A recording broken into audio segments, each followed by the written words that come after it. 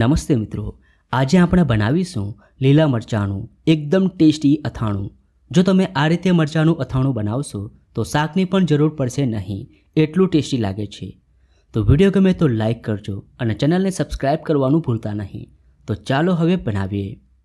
મરચાંનું ચટપટું અથાણું બનાવવા માટે મેં અહીંયા 100 ગ્રામ જેટલા મરચાં લીધા છે।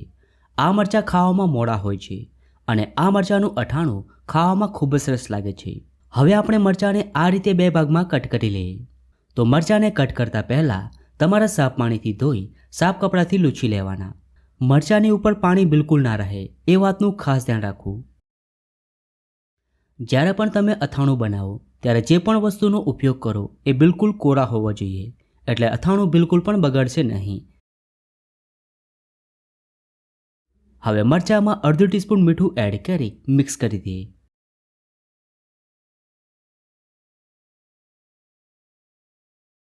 અને હવે ઢાંકી 1 કલાક માટે રાખી દઈએ, જેથી મરચાંમાં રહેલું બધું જ પાણી બહાર આવી જાય।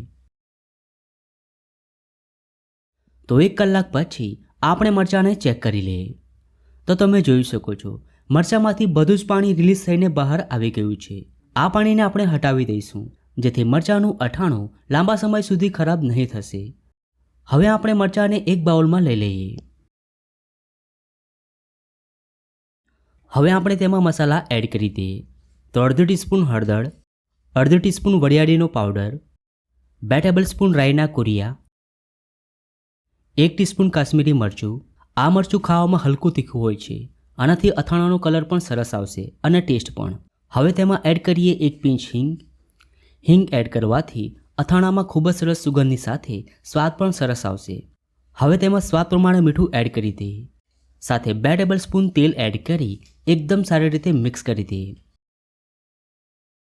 મરચાંની ઉપર એકદમ સારી રીતે કોટિંગ આવી જાય તે રીતે મિક્સ કરવાનું છે। મેં અહીંયા 100 ગ્રામ મરચાંનો ઉપયોગ કર્યો છે। જો તમે વધુ માત્રામાં અથાણું બનાવો તો તેની અંદર વિનેગર જરૂર એડ કરજો, જેથી અથાણાની શેલ્ફ લાઈફ વધી જશે। તો મરચાંનું એકદમ ટેસ્ટી અથાણું બનીને તૈયાર છે। જોતાં જ ખાવાનું મન થાય તેવું ટેક્સચર આવ્યું છે। આ અથાણુંને તમે 2 કલાક પછી ખાઈ શકો છો।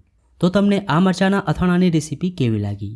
જો રેસીપી ગમી હોય તો વિડીયોને લાઈક અને શેર કરજો।